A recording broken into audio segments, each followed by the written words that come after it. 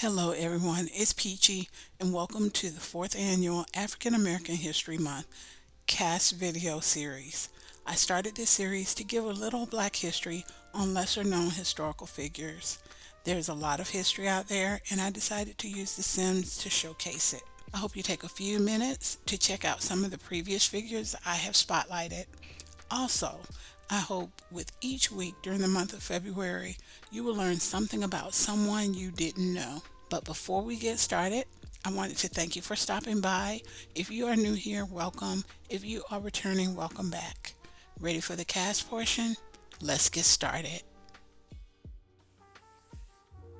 Dr. Charles R. Drew was a pioneering physician and medical researcher who made significant contributions to the fields of medicine and science, especially around blood transfusion and storage.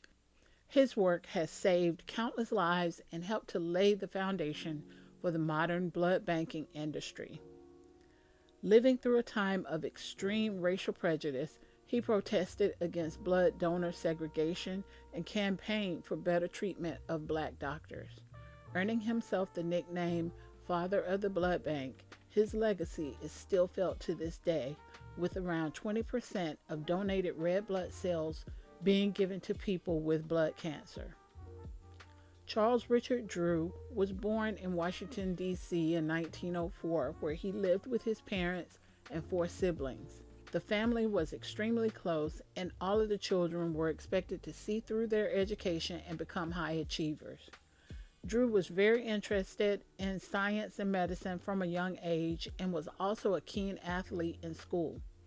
The death of his sister Elsie during the great influenza epidemic in 1918 was his first experience of deadly disease and inspired him to become a doctor. Schools in Washington were mostly segregated in the 1920s, and the college he attended was predominantly white but did accept some black students. He went on to teach biology and chemistry at a college in Baltimore while also working in their athletics department. After 2 years, he had saved up enough to attend medical school in Canada, which was more accepting of non white applicants.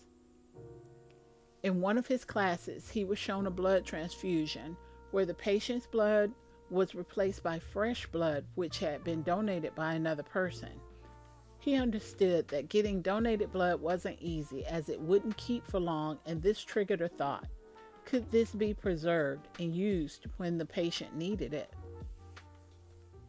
Drew became a teacher at Howard University after graduating from medical school and trained in surgery at their hospital. In 1938, he was granted a scholarship in New York, and he was finally now able to explore and study the composition of blood.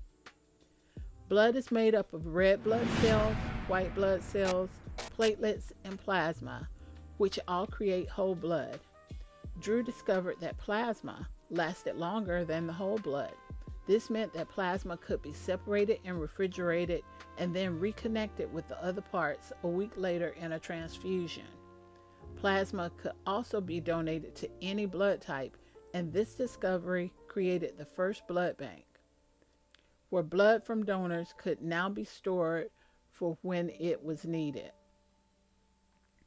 Drew was headhunted by British officials during World War II to create a blood bank for their soldiers and civilians. This began a huge operation of recruiting volunteers in America to give a pint of blood, where plasma was separated, stored, tested, and shipped to Britain by the Red Cross. This also led to Drew's invention of bloodmobiles, which allowed people to drop in to donate in public spaces.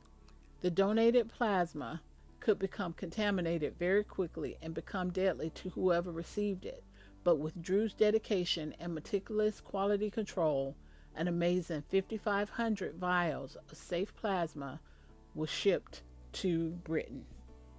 America entered the war in 1941, and Drew became the director of the American Red Cross Blood Bank, where he was responsible for creating blood banks for American soldiers abroad. His role here was short lived, and U.S. military policy insisted on firstly excluding, then segregating blood from black donors. Drew protested that not only was this incredibly hurtful to African Americans, it was unscientific as plasma is the same for people of all races.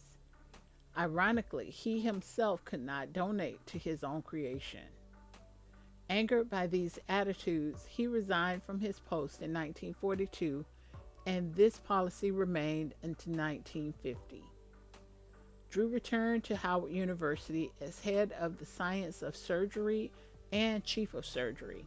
He was dedicated to training black surgeons and campaigning to get them better access and recognition in the medical world.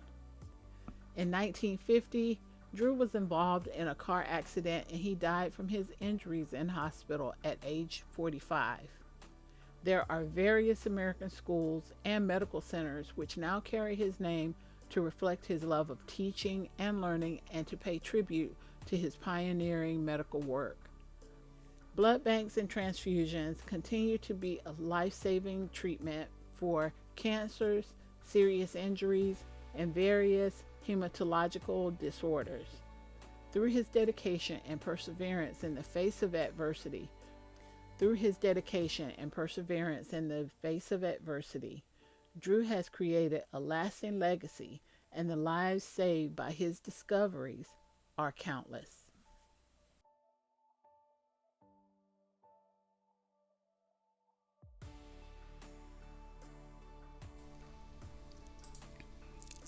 So, did you learn something you weren't aware of? Guess what?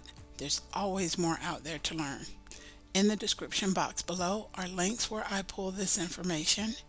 Thank you for watching, and I hope you have a wonderful morning, afternoon, or evening, whatever time you're watching this. Be safe out there. Bye for now.